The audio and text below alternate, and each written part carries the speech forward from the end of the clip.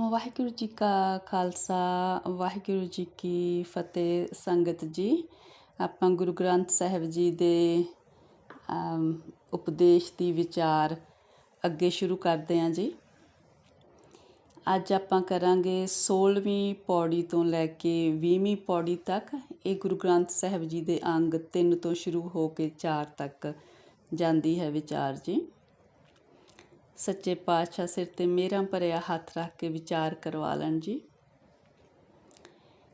ਪੰਜ ਪਰਵਾਨ ਪੰਜ ਪ੍ਰਦਾਨ, ਪੰਚੇ ਪਾਵੈ ਦਰਗਹਿ ਮਾਨ, ਪੰਚੈ ਸੋਹੇ ਦਰ ਰਾਜਾਨ, ਪੰਚਾ ਕਾ ਗੁਰ ਏਕ ਧਿਆਨ, ਜੇ ਕੋ ਕਹਿ ਕਰੈ ਵਿਚਾਰ, ਕਰਤੇ ਕੈ ਕਰਨੈ ਨਾਹੀ ਸੁਮਾਰ।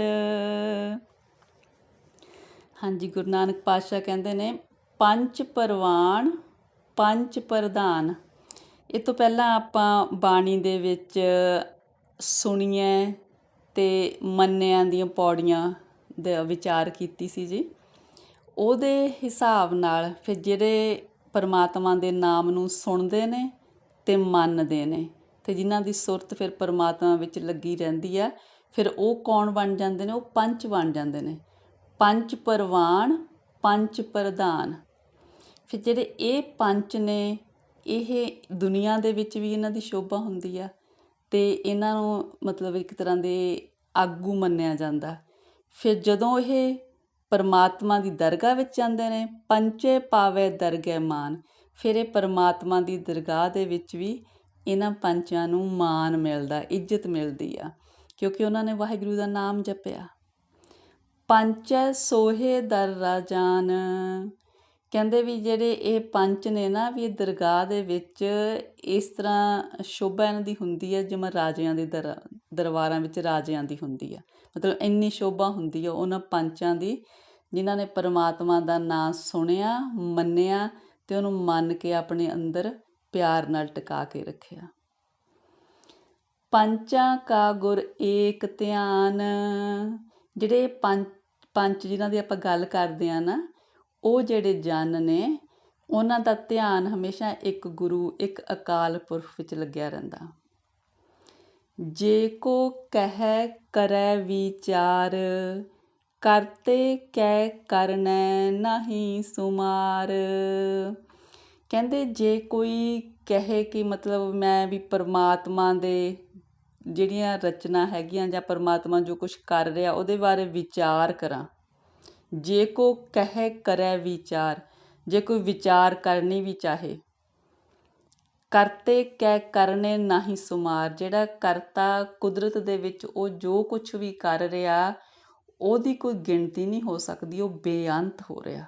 ਜੋ ਕੁਛ ਵੀ ਕੁਦਰਤ ਦੇ ਵਿੱਚ ਪਰਮਾਤਮਾ ਵੱਲੋਂ ਹੋ ਰਿਹਾ, ਉਹ ਕਿਸੇ ਦੇ ਹੱਥ ਵੱਸ ਨਹੀਂ ਕਿ ਉਹਦੀ ਵਿਚਾਰ ਕਰ ਸਕੇ। ਉਹ ਸਾਡੇ ਵਿਚਾਰ ਤੋਂ ਬਾਹਰਲਾ ਵਿਸ਼ਾ। ਧੌਲ ਧਰਮ ਦਿਆ ਕਾ ਪੂਤ, ਕਹਿੰਦੇ ਜਿਹੜਾ ਇਹ ਹੈਗਾ ਧਰਮ ਰੂਪੀ ਧੌਲ ਆ, ਇਹ ਦਿਆ ਦਾ ਪੁੱਤ ਆ। ਦਿਆ ਤੋਂ ਧਰਮ ਪੈਦਾ ਹੁੰਦਾ। ਇਹ ਜਿਹੜਾ ਧਰਮ ਆ, ਇੱਕ ਤਰ੍ਹਾਂ ਦਾ ਇਹ ਨਿਯਮ ਆ ਜਿਹੜਾ ਪਰਮਾਤਮਾ ਵੱਲੋਂ ਦੁਨੀਆ ਵਿੱਚ ਚੱਲ ਰਿਹਾ ਅਤੇ ਪਰਮਾਤਮਾ ਦੀ ਬਣਾਈ ਹੋਈ ਕੁਦਰਤ ਨੂੰ ਨਿਯਮ ਦੇ ਵਿੱਚ ਰੱਖ ਰਿਹਾ। ਸੰਤੋਖ ਥਾਪ ਰੱਖਿਆ ਜਿਨ ਸੂਤ,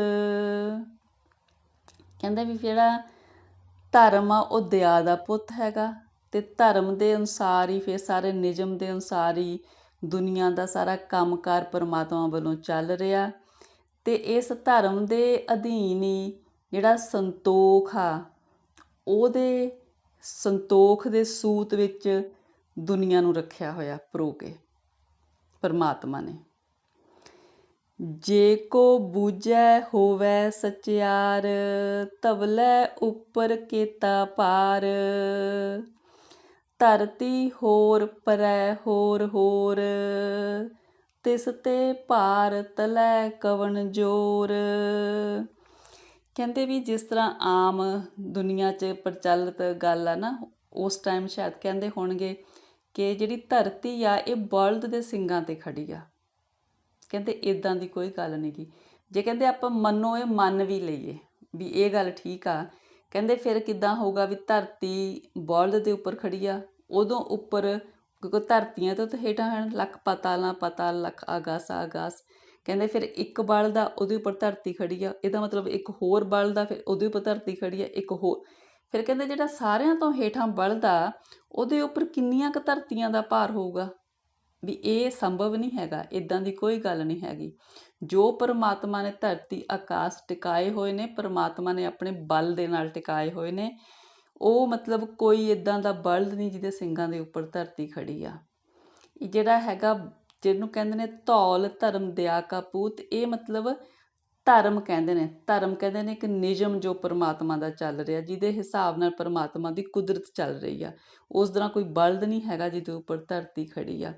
ਕਹਿੰਦੇ ਵੀ ਫਿਰ ਜਿਹੜਾ ਕੋਈ ਮਤਲਬ ਇਹ ਵਿਚਾਰ ਬੁੱਝ ਲੈਂਦਾ, ਜਿਹਨੂੰ ਇਹ ਸਮਝ ਆ ਜਾਂਦੀ ਹੈ ਵੀ ਇਹ ਪਰਮਾਤਮਾ ਦਾ ਨਿਯਮ ਚੱਲ ਰਿਹਾ, ਜਿਹੜਾ ਧਰਮ ਆ, ਜਿਹਨੂੰ ਧੌਲ ਧਰਮ ਕਹਿੰਦੇ ਨੇ, ਉਹ ਪਰਮਾਤਮਾ ਦਾ ਨਿਯਮ ਆ, ਜਿਹਦੇ ਅਨੁਸਾਰ ਸਾਰੀ ਦੁਨੀਆ ਦਾ ਕੰਮ ਚੱਲ ਰਿਹਾ।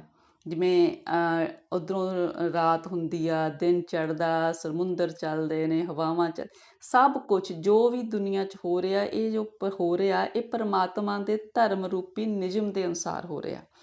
ਕਹਿੰਦੇ ਜਿਹੜੇ ਕੋਈ ਇਸ ਸੱਚਾਈ ਨੂੰ ਬੁੱਝ ਲੈਂਦਾ, ਉਹ ਸੱਚਿਆਰ ਆ। ਬਾਕੀ ਇਹ ਬਲਦ ਵਾਲੀ ਗੱਲ ਠੀਕ ਨਹੀਂ ਹੈਗੀ।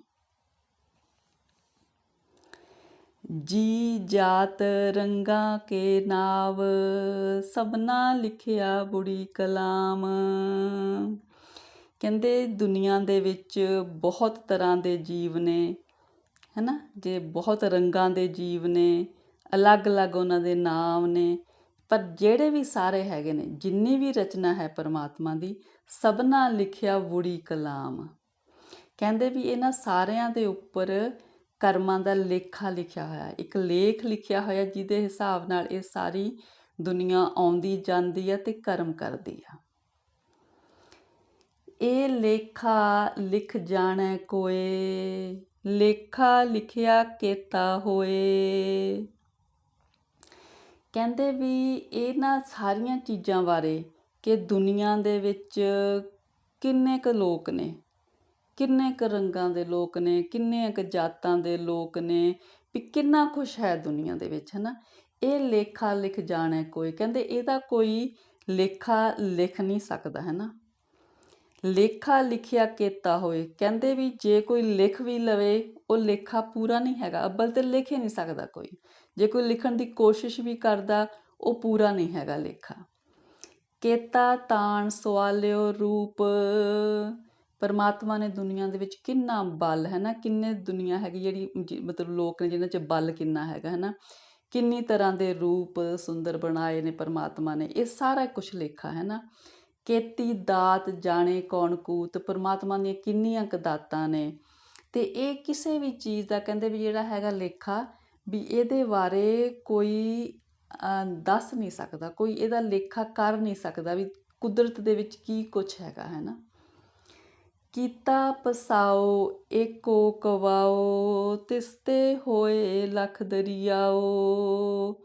ਕਹਿੰਦੇ ਜਿਹੜਾ ਇਹ ਸਭ ਕੁਛ ਪਰਮਾਤਮਾ ਦੀ ਰਚਨਾ ਰਚੀ ਹੋਈ ਆ, ਸਾਰੀ ਕੁਦਰਤ ਰਚੀ ਹੋਈ ਆ, ਇਹ ਪਰਮਾਤਮਾ ਨੇ ਸਿਰਫ ਇੱਕ ਕਵਾਓ, ਇੱਕ ਵਾਕ ਨਾਲ, ਇੱਕ ਆਵਾਜ਼ ਨਾਲ ਸਭ ਕੁਛ ਇਹ ਪੈਦਾ ਹੋਇਆ ਹੋਇਆ।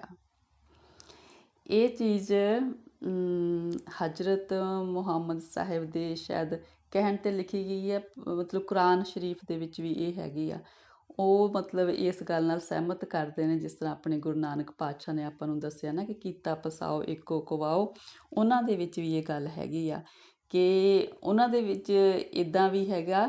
ਇਹਦੇ ਬਾਰੇ ਮੈਨੂੰ ਅਜੇ ਪੱਕਾ ਆਪਣੇ ਪਤਾ ਨਹੀਂ ਕਿ ਗੁਰੂ ਗ੍ਰੰਥ ਸਾਹਿਬ ਜੀ ਦੇ ਵਿੱਚ ਵੀ ਇਹ ਆਪਣੇ ਕੋਈ ਤੁਕ ਆਉਂਦੀ ਆ। ਉਹ ਕਹਿੰਦੇ ਨੇ ਕਿ ਜਿਸ ਤਰ੍ਹਾਂ ਇਹ ਏਕੋ ਕਵਾਓ, ਏਕੋ ਕੀਤਾ ਪਸਾਓ ਏਕੋ ਕਵਾਓ ਆ ਨਾ, ਇਸ ਤਰ੍ਹਾਂ ਹੀ ਵੀ ਇੱਕ ਦਿਨ ਇੱਦਾਂ ਹੀ ਆਵਾਜ਼ ਆਉਣ ਕਰਨੀ ਪਰਮਾਤਮਾ ਨੇ ਅਤੇ ਦੁਨੀਆ ਨੇ ਚਲੀ ਜਾਣਾ। ਉਹਨਾਂ ਦੇ ਇੱਦਾਂ ਹੈਗਾ ਕੁਰਾਨ ਸ਼ਰੀਫ ਦੇ ਵਿੱਚ। ਅਤੇ ਸ਼ਾਇਦ ਮੈਂ ਵੀ ਕਿਸੇ ਕੋਲੋਂ ਇਹ ਸੁਣਿਆ, ਕਿਸੇ ਕਥਾਵਾਚਕ ਪਰੋਂ, ਪਰ ਮੈਨੂੰ ਯਾਦ ਨਹੀਂ ਕਿ ਮੈਂ ਗੁਰੂ ਗ੍ਰੰਥ ਸਾਹਿਬ ਜੀ ਦੇ ਵਿੱਚ ਇਹ ਤੁਕ ਕੋਈ ਪੜ੍ਹੀ ਆ ਨਾ। ਕੀਤਾ ਪਸਾਓ ਏਕੋ ਕਵਾਓ, ਤਿਸਤੇ ਹੋਏ ਲੱਖ ਦਰਿਆਓ। ਕਹਿੰਦੇ ਵੀ ਇੱਕ ਆਵਾਜ਼ ਨਾਲ ਇਹ ਸਾਰੀ ਦੁਨੀਆ ਪਰਮਾਤਮਾ ਨੇ ਰਚ ਦਿੱਤੀ ਆ ਅਤੇ ਉਹਦੇ ਤੋਂ ਬਾਅਦ ਫਿਰ ਮਤਲਬ ਹੋਰ ਲੱਖਾਂ ਹੀ ਜਿੱਦਾਂ ਬਾਅਦ ਦੇ ਵਿੱਚ ਹੋਰ ਜੀਵ ਬਣੇ, ਜਿੱਦਾਂ ਹੋਰ ਜ਼ਿੰਦਗੀ ਦੇ ਪ੍ਰਵਾਹ ਚੱਲਣੇ ਸ਼ੁਰੂ ਹੋ ਗਏ। ਪਰ ਇੱਕ ਵਾਰ ਜਦੋਂ ਪਹਿਲਾਂ ਹੋਇਆ, ਇੱਕ ਆਵਾਜ਼ ਆਈ ਅਤੇ ਉਹਦੇ ਨਾਲ ਸਾਰੀ ਦੁਨੀਆ ਰਚੀ ਗਈ। ਕੁਦਰਤ ਕਵਣ ਕਹਾ ਵਿਚਾਰ, ਵਾਰਿਆ ਨਾ ਜਾਵਾਂ ਏਕ ਵਾਰ। ਜੋ ਤੁਧ ਪਾਵੈ ਸਾਈ ਭਲੀਕਾਰ, ਤੂੰ ਸਦਾ ਸਲਾਮਤ ਨਿਰੰਕਾਰ। ਪਾਤਸ਼ਾਹ ਕਹਿੰਦੇ ਵੀ ਤੇਰੀ ਜਿਹੜੀ ਕੁਦਰਤ ਆ ਵੀ ਇਹਦਾ ਵਿਚਾਰ ਨਹੀਂ ਕੀਤਾ ਜਾ ਸਕਦਾ। ਅਸੀਂ ਕੀਤੇ ਹੋਏ ਜਿਹੜੇ ਅਸੀਂ ਮਤਲਬ ਉਹਦੇ ਕੀਤੇ ਹੋਏ ਜੀਵ ਆ, ਅਸੀਂ ਕਿੱਥੋਂ ਉਹਦਾ ਵਿਚਾਰ ਕਰ ਸਕਦੇ ਹਾਂ। ਗੁਰੂ ਨਾਨਕ ਪਾਤਸ਼ਾਹ ਕਹਿ ਰਹੇ ਨੇ ਕਿ ਵੀ ਤੇਰੀ ਕੁਦਰਤ ਦਾ ਵਿਚਾਰ ਨਹੀਂ ਕੀਤਾ ਜਾ ਸਕਦਾ, ਇਹਦਾ ਅੰਤ ਨਹੀਂ ਪਾਇਆ ਜਾ ਸਕਦਾ। ਬਸ ਇਹੀ ਕਿਹਾ ਜਾ ਸਕਦਾ ਕਿ ਵੀ ਮੈਂ ਤੇਰੇ ਤੋਂ ਬਲਿਹਾਰੇ ਹਾਂ। ਮੈਂ ਮਤਲਬ ਤੇਰੀ ਕੁਦਰਤ ਤੋਂ ਕਹਿੰਦੇ ਮਤਲਬ ਬਲਿਹਾਰ ਜਾਣ ਨੂੰ ਕਹਿ ਵੀ ਨਹੀਂ ਸਕਦਾ, ਪੂਰਾ ਤੋਂ ਕਿਹਾ ਵੀ ਨਹੀਂ ਜਾ ਸਕਦਾ ਨਾ। ਵਾਰਿਆ ਨਾ ਜਾਵਾਂ ਇੱਕ ਵਾਰ, ਮੇਰੇ ਤੋਂ ਇੰਨਾ ਪੂਰੀ ਤਰ੍ਹਾਂ ਬਲਿਹਾਰ ਜਾਣਾ ਵੀ ਨਹੀਂ ਮੈਂ ਕਹਿ ਸਕਦਾ, ਹੈ ਨਾ, ਵੀ ਇੰਨਾ ਜ਼ਿਆਦਾ ਮੈਂ ਅਸਚਰਜ ਹੈਗਾ। ਜੋ ਤੁਧ ਭਾਵੈ ਸਾਈ ਭਲੀਕਾਰ। ਵਾਹਿਗੁਰੂ ਜੀ ਕਹਿੰਦੇ ਅਕਾਲ ਪੁਰਖ ਜੀ ਵੀ ਜੋ ਤੁਸੀਂ ਵੀ ਕੁਛ ਕਰ ਰਹੇ ਹੋ ਸਾਨੂੰ ਉਹ ਮਨਜ਼ੂਰ ਹੈਗਾ। ਅਸੀਂ ਉਸ ਰਜ਼ਾ ਦੇ ਵਿੱਚ ਰਾਜੀ ਹਾਂ ਜਿੱਥੇ ਤੁਸੀਂ ਸਾਨੂੰ ਰੱਖ ਰਹੇ ਹੋ।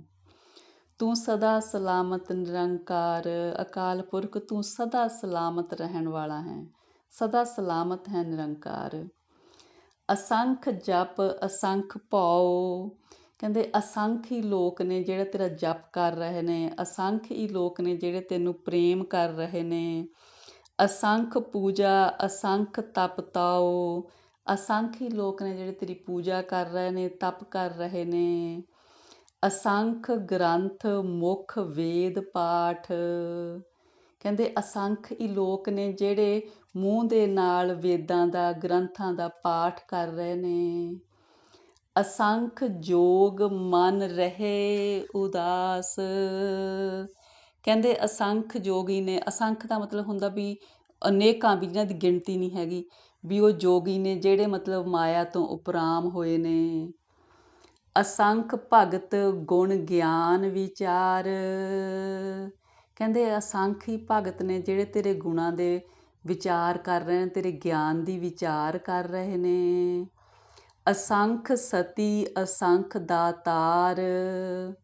ਕਹਿੰਦੇ ਅਸੰਖਾਂ ਹੀ ਦਾਨੇ ਨੇ, ਅਸੰਖਾਂ ਹੀ ਦਾਤਾਰ ਨੇ, ਦਾਨ ਕਰਨ ਵਾਲੇ। ਅਸੰਖ ਹੀ ਸਤੀ ਨੇ। ਅਸੰਖ ਸੂਰ ਮੋਹ ਭਖਸਾਰ। ਕਹਿੰਦੇ ਅਸੰਖ ਹੀ ਇੱਦਾਂ ਦੇ ਸੂਰਮੇ ਨੇ ਜਿਹੜੇ ਮਤਲਬ ਲੋਹੇ ਨੂੰ ਚਵਾ ਜਾਂਦੇ ਨੇ, ਜਿਹੜੇ ਮਤਲਬ ਸ਼ਾਸਤਰਾਂ ਦੇ ਜਿਹੜੇ ਵਾਰ ਨੇ ਉਹਨੂੰ ਆਪਣੇ ਮੂੰਹਾਂ ਦੇ ਉੱਪਰ ਸਹਾਰਦੇ ਨੇ। ਅਸੰਖ ਮੋਨ ਲਿਵ ਲਾਏ ਤਾਰ। ਕਹਿੰਦੇ ਅਸੰਖਾਂ ਹੀ ਮੋਨੀ ਨੇ ਜਿਹੜੇ ਤੇਰੇ ਵਿੱਚ ਲਿਵ ਲਾ ਕੇ ਬੈਠੇ ਰਹੇ ਨਿਰੰਤਰ, ਹੈ ਨਾ। ਲਿਵ ਲਾਏ ਤਾਰ ਵੀ ਇੱਕ ਮਤਲਬ ਨਿਰੰਤਰ ਲਿਵ ਲਾ ਕੇ ਬੈਠੇ ਹੋਏ ਨੇ। ਕੁਦਰਤ ਕਵਣ ਕਹਾ ਵਿਚਾਰ, ਵਾਰਿਆ ਨਾ ਜਾਵਾਂ ਏਕ ਵਾਰ। ਜੋ ਤੁਧ ਭਾਵੈ ਸਾਈ ਭਲੀਕਾਰ, ਤੂੰ ਸਦਾ ਸਲਾਮਤ ਨਿਰੰਕਾਰ। ਅਸੰਖ ਮੂਰਖ ਅੰਧ ਘੋਰ। ਕਹਿੰਦੇ ਅਸੰਖਾਂ ਹੀ ਮਤਲਬ ਮੂਰਖ ਨੇ ਜਿਹੜੇ ਮਤਲਬ ਜਿੱਦਾਂ ਅਗਿਆਨਤਾ ਦੇ ਵਿੱਚ ਫਸੇ ਹੋਏ ਨੇ। ਅਸੰਖ ਚੋਰ ਹਰਾਮ ਖੋਰ। ਕਹਿੰਦੇ ਅਸੰਖਾਂ ਹੀ ਚੋਰ ਨੇ ਜਿਹੜੇ ਦੂਜੇ ਦਾ ਮਤਲਬ ਮਾਲ ਖਾਂਦੇ ਨੇ, ਹੈ ਨਾ। ਅਸੰਖ ਅਮਰ ਕਰ ਜਾਹੇ ਜੋਰ। ਅਸੰਖ ਹੀ ਲੋਕ ਇੱਦਾਂ ਦੇ ਨੇ ਜਿਹੜੇ ਮਤਲਬ ਦੂਜਿਆਂ ਦੇ ਉੱਪਰ ਅਤਿਆਚਾਰ ਕਰਕੇ ਇੱਥੋਂ ਜਾਂਦੇ ਨੇ ਦੁਨੀਆ ਤੋਂ। ਅਸੰਖ ਗਲ ਵੱਢ ਹੱਤਿਆ ਕਮਾਹੇ।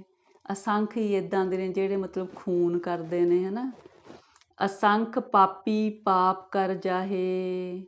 ਅਸੰਖ ਹੀ ਪਾਪੀ ਨੇ ਜਿਹੜੇ ਪਾਪ ਕਮਾ ਕਮਾ ਕੇ ਦੁਨੀਆ ਤੋਂ ਜਾਂਦੇ ਨੇ।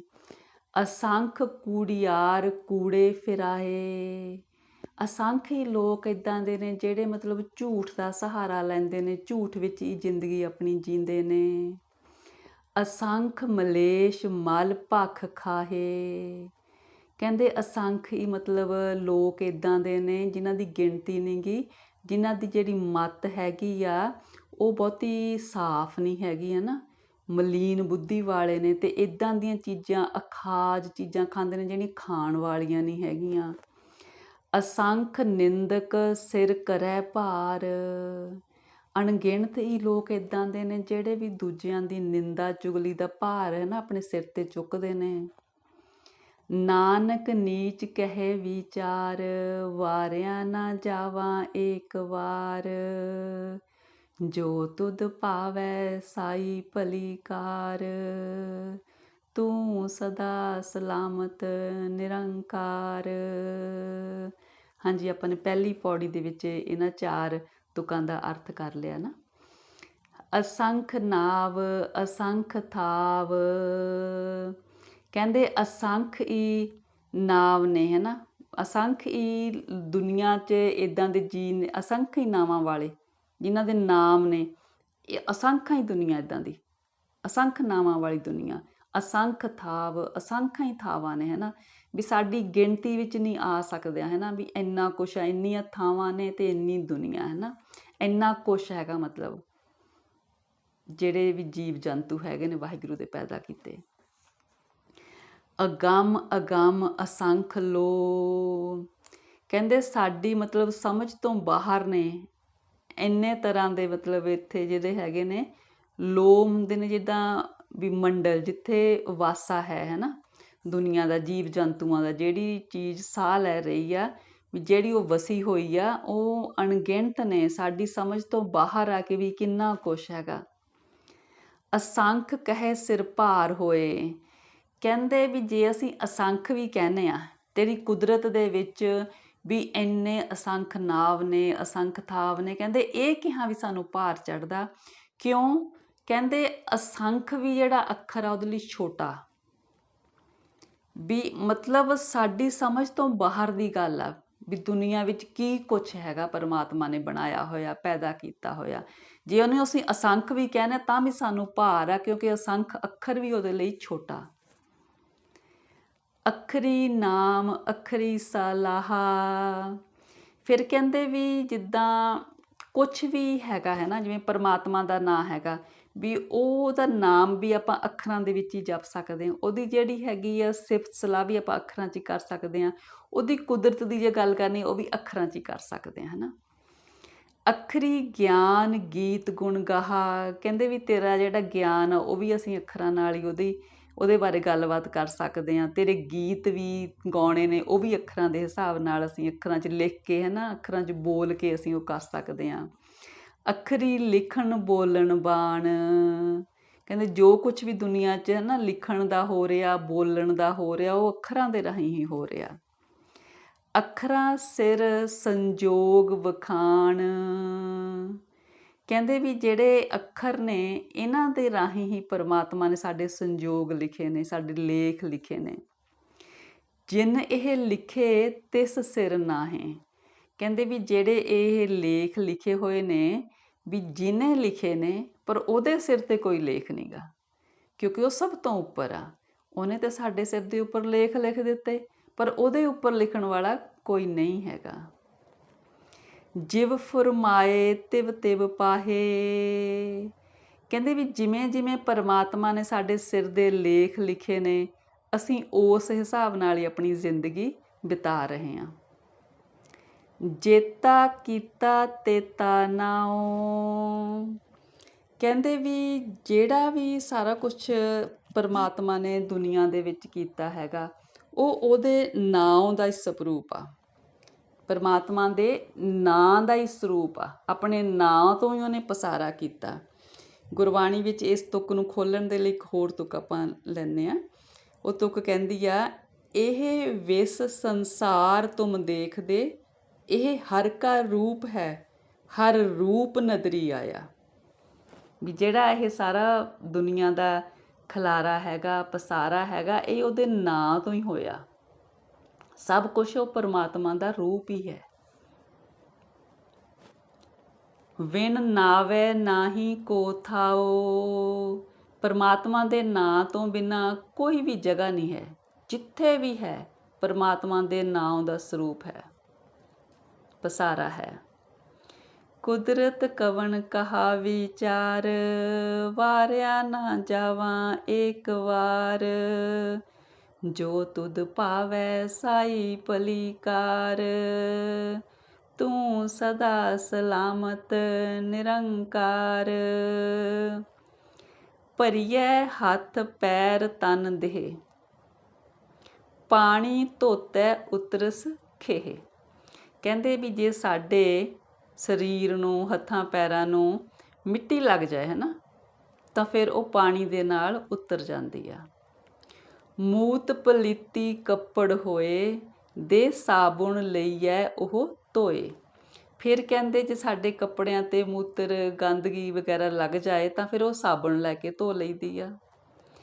ਭਰੀਐ ਮਤ ਪਾਪਾਂ ਕੈ ਸੰਗ, ਉਹ ਧੋਪੇ ਨਾਵੈ ਕੈ ਰੰਗ। ਪਰ ਕਹਿੰਦੇ ਜਿਹੜੀ ਸਾਡੀ ਮੱਤ ਆ ਨਾ, ਵੀ ਜੇ ਉਹ ਪਾਪਾਂ ਦੇ ਨਾਲ ਭਰ ਜਾਂਦੀ ਆ, ਫਿਰ ਨਾ ਤਾਂ ਉਹ ਪਾਣੀ ਨਾਲ ਉਤਰਨੀ ਆ, ਨਾ ਉਹ ਸਾਬੁਣ ਨਾਲ ਉਤਰਨੀ ਆ। ਉਹ ਕਿਹਦੇ ਨਾਲ ਉਤਰਨੀ ਆ? ਉਹ ਪਰਮਾਤਮਾ ਦੇ ਨਾਮ ਦੇ ਨਾਲ ਉਤਰਨੀ ਆ। ਪਰਮਾਤਮਾ ਦੇ ਨਾਮ ਨੂੰ ਜਪਣਾ, ਅਤੇ ਫਿਰ ਉਹਦੇ ਸਾਡੇ ਜਿਹੜੇ ਪਾਪਾਂ ਦੀ ਮੈਲ ਆ ਮਨ 'ਤੇ ਲੱਗੀ ਨਾ, ਜਨਮਾਂ ਜਨਮਾਂ ਦੀ, ਪਤਾ ਨਹੀਂ ਕਿੰਨੇ ਕਿੰਨੇ ਜਨਮਾਂ ਦੀ ਪੁਰਾਣੀ ਮੈਲ ਆ, ਉਹ ਸਾਰੀ ਪਰਮਾਤਮਾ ਦੇ ਨਾਮ ਨੇ ਸਾਫ਼ ਕਰਨੀ ਹੈ। ਫਿਰ ਸਾਨੂੰ ਕੀ ਕਹਿੰਦੇ ਨੇ? ਵੀ ਨਾਮ ਜਪੋ, ਨਾਮ ਜਪੋ, ਨਾਮ ਜਪੋ। ਪੁੰਨੀ ਪਾਪੀ ਆਖਣ ਨਾਹੀਂ, ਕਰ ਕਰ ਕਰਨਾ ਲਿਖ ਲੈ ਜਾਹੋ। ਕਹਿੰਦੇ ਜਿਹੜੇ ਪੁੰਨ ਅਤੇ ਪਾਪ ਨੇ, ਸਿਰਫ ਕਹਿਣ ਦੀ ਗੱਲ ਨਹੀਂ ਹੈਗੀ, ਇਹ ਸੱਚੀ ਗੱਲ ਆ ਵੀ ਇਹ ਆਪਾਂ ਨੇ ਕਰਕੇ ਲੈ ਕੇ ਜਾਣੇ ਨੇ। ਜੇ ਆਪਾਂ ਪੁੰਨ ਕਰਨੇ ਨੇ ਤਾਂ ਸਾਡੇ ਉਹ ਅੰਦਰ ਉੱਕਰ ਜਾਣੇ ਨੇ, ਜੇ ਪਾਪ ਕਰਨੇ ਨੇ ਤਾਂ ਉਹ ਉੱਕਰ ਜਾਣੇ ਨੇ। ਵੀ ਜਿਸ ਤਰ੍ਹਾਂ ਦਾ ਅਸੀਂ ਇੱਥੋਂ ਕਰਕੇ ਲੈ ਕੇ ਜਾਣਾ, ਉਹ ਸਾਡੇ ਨਾਲ ਹੀ ਜਾਣਾ। ਜਿੱਦਾਂ ਦੇ ਕਰਮ ਕਰਨੇ ਨੇ, ਸਾਡੇ ਲੇਖ ਉੱਦਾਂ ਦੇ ਅੱਗੇ ਲਈ ਬਣ ਜਾਣੇ ਨੇ। ਆਪੇ ਬੀਜ ਆਪੇ ਹੀ ਖਾਹੋ, ਨਾਨਕ ਹੁਕਮੀ ਆਵੋ ਜਾਹੋ। ਕਹਿੰਦੇ ਜਿੱਦਾਂ ਦੇ ਅਸੀਂ ਹੁਣ ਮਤਲਬ ਕਰਮਾਂ ਦੇ ਬੀਜ ਬੀਜਣੇ ਨੇ, ਉਹ ਅਸੀਂ ਆਪਣੇ ਨਾਲ ਬਣਾ ਕੇ ਲੈ ਜਾਣੇ ਨੇ। ਨਾਨਕ ਹੁਕਮੀ ਆਵੋ ਜਾਹੋ। ਫਿਰ ਉਹਨਾਂ ਕਰਮਾਂ ਦੇ ਹਿਸਾਬ ਨਾਲ ਸਾਡਾ ਲੇਖਾ ਹੋਣਾ। ਫਿਰ ਸਾਡੇ ਜਿਹਦਾ ਆਉਣ ਵਾਲਾ ਜੀਵਨ ਆ ਉਹ ਕਿਵੇਂ ਦਾ ਹੋਣਾ, ਉਹ ਉਹਦੇ 'ਤੇ ਨਿਤਾਰਾ ਹੋਣਾ। ਇਹ ਕਿਸ ਤਰ੍ਹਾਂ ਹੈਗਾ? ਕਹਿੰਦੇ ਵੀ ਇਹ ਡਰਨ ਵਾਲੀ ਗੱਲ ਨਹੀਂ ਹੈਗੀ, ਵੀ ਜਿਹੜਾ ਵਾਹਿਗੁਰੂ ਆ, ਅਕਾਲ ਪੁਰਖ, ਵੀ ਉਹ ਸਾਡੇ ਕਰਮਾਂ ਨੂੰ ਤੋਲਦਾ ਵੀ ਆ ਅਤੇ ਉਹ ਮੇਟ ਵੀ ਸਕਦਾ। ਜਿੱਦਾਂ ਹੁਣ ਸਾਡੇ ਪੁਰਾਣੇ ਅਸੀਂ ਬਹੁਤ, ਮੈਂ ਪੰਨੋਂ ਬਹੁਤ ਪੁਰਾਣੇ ਬਹੁਤ ਮਾੜੇ ਕਰਮ ਕੀਤੇ ਹੋਏ ਨੇ, ਪਰ ਵਾਹਿਗੁਰੂ ਨੇ ਚਲੋ ਮੇਰੇ 'ਤੇ ਆਪਾਂ ਉਦਾਹਰਨ ਕਰ ਰਹੇ ਹਾਂ ਕਿ ਵਾਹਿਗੁਰੂ ਨੇ ਮੇਰੇ 'ਤੇ ਮਿਹਰ ਕਰਤੀ, ਮੈਨੂੰ ਆਪਣਾ ਨਾਮ ਦੇਤਾ ਅਤੇ ਮੈਂ ਜਪ ਲਿਆ। ਅਤੇ ਵਾਹਿਗੁਰੂ ਨੇ ਦੇਖ ਲਿਆ ਕਿ ਵੀ ਇਸ ਜੀਵ ਨੇ ਆਪਣੇ ਕਰਮਾਂ ਦਾ ਜਿਹੜਾ ਸੀਗਾ ਪੁਰਾਣਾ ਮੈਲ ਜੰਮੀ ਹੋਈ, ਉਹ ਨਾਮ ਦੇ ਨਾਲ ਧੋ ਲਈ ਆ। ਫਿਰ ਉਹ ਮੇਰਾ ਜਿਹੜਾ ਅਗਲਾ ਲੇਖਾ ਉਹਦੇ ਹਿਸਾਬ ਨਾਲ ਲਿਖਣਗੇ। ਇੱਦਾਂ ਵੀ ਜਿਵੇਂ ਸਿੱਧੀ ਜਿਹੀ ਗੱਲ ਹੀ ਹੈ ਨਾ, ਵੀ ਜਿਵੇਂ ਦਾ ਆਪਾਂ ਬੀਜ ਬੀਜਿਆ ਉੱਦਾਂ ਦਾ ਦਰਖਤ ਉੱਗ ਪੈਣਾ। ਜਿਵੇਂ ਦੇ ਅਸੀਂ ਕਰਮ ਕੀਤੇ ਨੇ, ਵਾਹਿਗੁਰੂ ਨੇ ਸਾਡੇ ਉੱਦਾਂ ਦਾ ਆਪਣਾ ਸਾਡਾ ਜਿਹੜਾ ਹੈਗਾ ਲੇਖਾ ਲਿਖ ਦੇਣਾ, ਵੀ ਸਾਡੀ ਆਉਣ ਵਾਲੀ ਜ਼ਿੰਦਗੀ ਦਾ। ਜਿੱਦਾਂ ਹਰ ਇੱਕ ਇਨਸਾਨ, ਅਸੀਂ ਸਾਰੇ ਆਪਣਾ ਆਪਣਾ ਇੱਦਾਂ ਸੋਚਦੇ ਹਾਂ ਕਿ ਵੀ ਕਿਵੇਂ ਪਰਮਾਤਮਾ, ਆਪਾਂ ਜਿੱਦਾਂ ਹਰ ਕੋਈ ਇਨਸਾਨ ਬੁੱਧੀ ਦੌੜਾਉਂਦਾ ਹੈ ਨਾ ਕਿ ਅਸੀਂ ਸਮਝ ਨਹੀਂ ਸਕਦੇ, ਪਰ ਅਸੀਂ ਕੋਸ਼ਿਸ਼ ਜ਼ਰੂਰ ਕਰਦੇ ਹਾਂ। ਵਾਹਿਗੁਰੂ ਦੇ ਤੇ ਬ੍ਰਹਮਾ ਨਹੀਂ ਸਮਝ ਸਕਿਆ ਹੈ ਨਾ, ਕਿ ਹਜ਼ਾਰਾਂ ਸਾਲ ਉਹ ਨਾਲੀ ਦੇ ਵਿੱਚ ਰਿਹਾ, ਤਾਂ ਪਰ ਉਹ ਮਤਲਬ ਨਾਲ ਦੇ ਵਿੱਚ ਬੈਠਿਆ, ਕਹਿੰਦੇ ਹਜ਼ਾਰਾਂ ਸਾਲ, ਵੀ ਮੈਂ ਤਾਂ ਨਹੀਂ ਸ਼ਾਇਦ ਕਮਲ ਦੀ ਜਿਹੜੀ ਕੋਈ ਨਾਲ ਹੁੰਦੀ ਆ, ਅਤੇ ਕਮਲ ਫੁੱਲ ਦੀ ਨਾਲ ਹੈ ਨਾ, ਉਹਦੀ ਨਾਭੀ ਦੇ ਵਿੱਚ ਹਜ਼ਾਰਾਂ ਸਾਲ ਬੈਠਿਆ ਕਿ ਵਾਹਿਗੁਰੂ ਦਾ ਸ਼ਾਇਦ ਮੈਨੂੰ ਕੋਈ ਭੇਦ ਲੱਗ ਜੇ, ਹੈ ਨਾ। ਇੰਨੀ ਉਹਨੇ ਭਗਤੀ ਕੀਤੀ, ਪਰ ਉਹਨੂੰ ਨਹੀਂ ਲੱਗਿਆ, ਸਾਨੂੰ ਤਾਂ ਕੀ ਲੱਗਣਾ। ਪਰ ਜਿਸ ਤਰ੍ਹਾਂ ਚਲੋ ਸਾਨੂੰ ਵਿਦਵਾਨ ਵੀਰਾਂ ਨੇ ਸਾਨੂੰ ਅਰਥ ਕਰਕੇ ਦੱਸੇ ਨੇ, ਅਸੀਂ ਉਸ ਹਿਸਾਬ ਨਾਲ ਸੋਚਦੇ ਹਾਂ ਕਿ ਜਿੱਦਾਂ ਅਸੀਂ ਚੰਗੇ ਕਰਮ ਕਰਦੇ ਹਾਂ ਤਾਂ ਵਾਹਿਗੁਰੂ ਜੀ ਸਾਡਾ ਚੰਗਾ ਲੇਖਾ ਲਿਖਦੇ ਨੇ, ਹੈ ਨਾ। ਮੰਨ ਲਓ ਕਿ ਸਾਨੂੰ ਵਾਹਿਗੁਰੂ ਜੀ ਨੇ ਇੰਨਾ ਚੰਗਾ ਸਾਡੇ 'ਤੇ ਕਿਰਪਾ ਕੀਤੀ ਅਤੇ ਅਸੀਂ ਸਾਰੀ ਜ਼ਿੰਦਗੀ ਨਾਮ ਜਪਿਆ। ਜਦੋਂ ਅਸੀਂ ਨਾਮ ਜਪਿਆ ਤਾਂ ਸਾਡੀ ਜਿਹੜੀ ਪਾਪਾਂ ਦੀ ਮੈਲ ਆ ਉਹ ਸਾਰੀ ਉਤਰ ਗਈ। ਫਿਰ ਸਾਡਾ ਜਨਮ ਨਹੀਂ ਹੈਗਾ, ਫਿਰ ਸਾਡਾ ਜਨਮ ਨਹੀਂ ਹੈਗਾ, ਫਿਰ ਸਾਡੀ ਸਮਾਈ ਵਾਹਿਗੁਰੂ ਦੇ ਚਰਨਾਂ ਦੇ ਵਿੱਚ ਹੋ ਜਾਂਦੀ ਆ, ਹੋ ਜਾਣੀ ਆ। ਫਿਰ ਅਸੀਂ ਦੁਬਾਰਾ ਨਹੀਂ ਆਉਣਾ। ਪਰ ਜਿਸ ਤਰ੍ਹਾਂ ਕਬੀਰ ਜੀ ਕਹਿੰਦੇ ਨੇ ਕਿ ਉਹ ਪਹਿਲੇ ਜਨਮ ਦੇ ਵਿੱਚ ਵੀ ਉਹਨਾਂ ਦਾ ਮਨੁੱਖਾ ਜਨਮ ਸੀ, 80-90% ਉਹ ਪਹੁੰਚ ਗਏ ਸੀ, ਪਰ ਉਹਨਾਂ ਨੂੰ ਜਿਹੜਾ 10% ਰਹਿੰਦਾ ਸੀ ਉਹਦੇ ਲਈ ਫਿਰ ਦੁਬਾਰਾ ਜਨਮ ਲੈਣਾ ਪਿਆ, ਹੈ ਨਾ। ਫਿਰ ਮਤਲਬ ਉਹ ਮੁਕਤ ਹੋ ਗਏ ਨੇ, ਫਿਰ ਉਹਨਾਂ ਨੇ ਕਹਿ ਹੀ ਦਿੱਤਾ ਹੈ ਨਾ ਕਿ ਵੀ ਹੁਣ ਤਾਂ ਮਤਲਬ ਮੇਰੀ ਮੁਕਤੀ ਹੋ ਗਈ ਆ। ਅਤੇ ਇਸ ਤਰ੍ਹਾਂ ਜਦੋਂ ਵਾਹਿਗੁਰੂ ਸਾਡੇ 'ਤੇ ਕਿਰਪਾ ਕਰਦੇ ਨੇ ਤਾਂ ਸਾਨੂੰ ਵੀ ਮਤਲਬ ਇੱਦਾਂ ਆਪਣੇ ਅੰਦਰੋਂ ਸੂਝ ਹੋਣੀ ਸ਼ੁਰੂ ਹੋ ਜਾਂਦੀ, ਕਿਉਂਕਿ ਅਸੀਂ ਆਪਣੇ ਮਨ ਨੂੰ ਅੰਦਰੋਂ ਅਸੀਂ ਪੜ੍ਹ ਸਕਦੇ ਹਾਂ। ਵਾਹਿਗੁਰੂ ਪੜ੍ਹ ਸਕਦੇ ਨੇ ਅਤੇ ਅਸੀਂ ਪੜ੍ਹ ਸਕਦੇ, ਤੀਜਾ ਬੰਦਾ ਕੋਈ ਨਹੀਂ ਪੜ੍ਹ ਸਕਦਾ, ਵਾਹਿਗੁਰੂ ਅਤੇ ਅਸੀਂ। ਜਦੋਂ ਸਾਨੂੰ ਥੋੜ੍ਹਾ ਪਰਮਾਤਮਾ ਆਪਣੇ ਚਰਨਾਂ ਦੀ ਪ੍ਰੀਤ ਦਿੰਦੇ ਨੇ, ਅਸੀਂ ਉਹਦਾ ਨਾਂ ਜਪਦੇ ਹਾਂ, ਸਾਨੂੰ ਥੋੜ੍ਹਾ ਪਤਾ ਲੱਗਣ ਲੱਗ ਜਾਂਦਾ ਵੀ ਹੁਣ ਅਸੀਂ ਸਾਡੇ ਥੋੜ੍ਹੇ ਜਿਹੇ ਮਨ ਨੇ ਇਹਨਾਂ ਚੀਜ਼ਾਂ ਦੇ ਉੱਪਰ ਮਨ ਚੰਚਲਤਾ ਘਟ ਗਈ ਆ। ਫਿਰ ਸਾਨੂੰ ਥੋੜ੍ਹਾ ਇੱਦਾਂ ਖੁਸ਼ੀ ਹੋਣੀ ਸ਼ੁਰੂ ਹੋ ਜਾਂਦੀ ਆ ਕਿ ਵੀ ਸ਼ਾਇਦ ਪਰਮਾਤਮਾ ਇਸ ਵਾਰ ਮਿਹਰ ਕਰ ਦੇਣਗੇ, ਹੈ ਨਾ, ਕਿ ਬਸ ਹੁਣ ਮਤਲਬ ਮੁਕਤੀ ਹੋ ਜਾਣੀ, ਇਹ ਤੋਂ ਬਾਅਦ ਦੁਬਾਰਾ ਜਨਮ ਨਹੀਂ ਮਿਲੂਗਾ। ਇਹ ਉਹ ਵਾਹਿਗੁਰੂ ਦੇ ਰੰਗ ਨੇ। ਬਸ ਆਪਾਂ ਉਹਦੇ ਨਾਮ 'ਚ ਲੱਗਣਾ, ਨਾਮ 'ਚ ਲੱਗੀਏ, ਬਸ ਸਭ ਕੁਛ ਮਿਲ ਜਾਂਦਾ, ਸਾਡੀਆਂ ਉਹ ਝੋਲੀਆਂ ਭਰ ਦਿੰਦਾ। ਸਿਰਫ ਨਾਮ, ਨਾਮ ਜਪੋ ਵਾਹਿਗੁਰੂ ਜੀ, ਨਾਮ। ਭੁੱਲਾਂ ਚੁੱਕਾਂ ਦੀ ਮਾफ़ੀ ਦਿਓ ਸੱਚੇ ਪਾਤਸ਼ਾਹ ਜੀ। ਆਪ ਦੇ ਨਾਮ ਦੀ ਵਿਚਾਰ ਕਰਦੇ ਹਾਂ, ਆਪ ਦੀ ਬਾਣੀ ਦੀ ਵਿਚਾਰ ਕਰਦੇ ਹਾਂ, ਬੇਅੰਤ ਗਲਤੀਆਂ ਭੁੱਲਾਂ ਚੁੱਕਾਂ ਹੋ ਗਈਆਂ ਸੱਚੇ ਪਿਤਾ ਜੀ। ਆਪ ਦੀ ਅਣਜਾਣ ਵਿੱਚ ਹੀ ਸਮਝ ਕੇ ਮਾफ़ ਕਰਨਾ। ਸੰਗਤ ਜੀ ਮਾफ़ੀ ਦਿਓ ਜੀ। ਵਾਹਿਗੁਰੂ ਜੀ ਕਾ ਖਾਲਸਾ, ਵਾਹਿਗੁਰੂ ਜੀ ਕੀ ਫਤਿਹ ਜੀ।